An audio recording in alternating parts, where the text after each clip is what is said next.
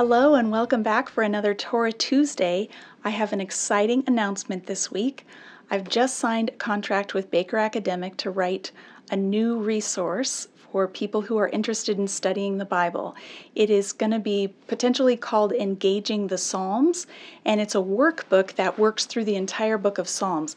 So on this special Torah Tuesday, I want to dive with you into Psalm 1 because it talks about the Torah. So we can do that on Torah Tuesday. So the big question that this psalm provokes in us is, how can we stay rooted when life seems out of control? And if any time life seemed out of control, being in the midst of a pandemic is one of those times. And if your life has been disrupted this year and you're wondering, how can I stay rooted or how can I stay grounded when things around me are constantly shifting, the rules are constantly changing, and I have to rethink everything, then Psalm 1 is a really great place for you to look. So Psalm 1 offers us a portrait of a life that is rooted and fruitful. It begins, I'm reading from my own translation here, it begins by saying, "Oh, the joys of the one who does not walk in step with the wicked, or stand around on sinners' pathway, or sit with scoffers." Most English translations begin this psalm with the word blessed or blessed, and I've chosen to follow the New Living Translation in saying instead, "Oh, the joys," because the word ashrei in Hebrew is different than the word baruch, blessed. Ashrei is not a reward that God gives to those who do the right thing. Ashrei is a natural state of happiness that arises from having made good choices. And that's what this psalm is describing. It's describing the natural, joyful state of those who are grounded in God's word. They are not spending their time in this progressive association with those who are looking for trouble, with the wicked, the sinners, the scoffers. Instead, verse 2 says, Yahweh's Torah is this one's delight, murmuring his instruction day and night.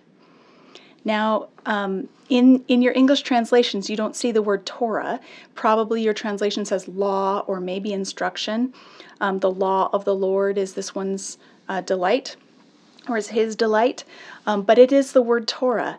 And so this psalm is looking back at the Torah and saying, if you want to be grounded, this is where to camp out. Camp out in the Torah, camp out in God's instructions, and make them a regular part of your diet. The portrait tells us about someone who is not just meditating in the sense of like mentally thinking about God's instructions, but who's actually verbally muttering or murmuring them. The Hebrew word is hagah, and it's a verbal blah, blah, blah, blah, blah, blah that happens as you're walking along. This person who's rooted and grounded in the Torah is constantly mulling over and muttering their way through God's commands and his instructions. And that word comes up again in Psalm 2, verse 1, to describe the kings of the nations who are murmuring or muttering insurrection against Yahweh's anointed. And it tells us there that those who are opposed to Yahweh and his rule will be put in their place by the Messiah. So it's interesting, the links, there's actually multiple links between Psalm 1 and 2 that make them like an entryway into the rest of the book of Psalms. One of those links is the word ashrei that we talked about, happy or blessed or joyful is the one. Psalm 2 ends with the word ashrei.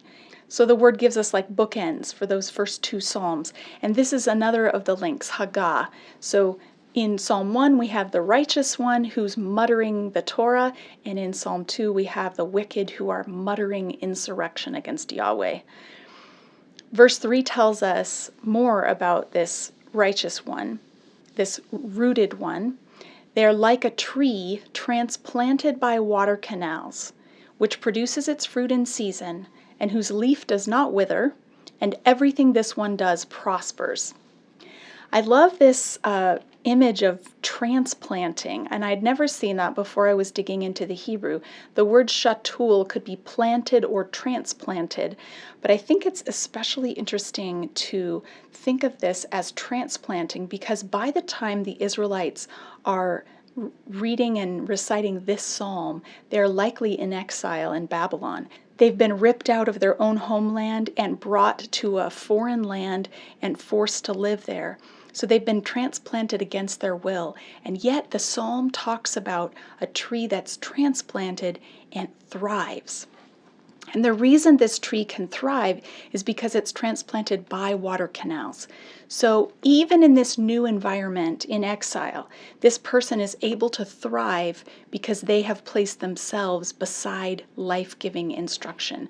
They're continuing to meditate on, to murmur through the Torah, even though they're far from home. So if 2020 has been a disruptive year for you, if you feel out of sorts or out of routine and you feel like you need to be centered again, you need to be grounded or rooted, I encourage you to spend some time with Psalm 1 and spend time on this portrait of what does it look like to be rooted.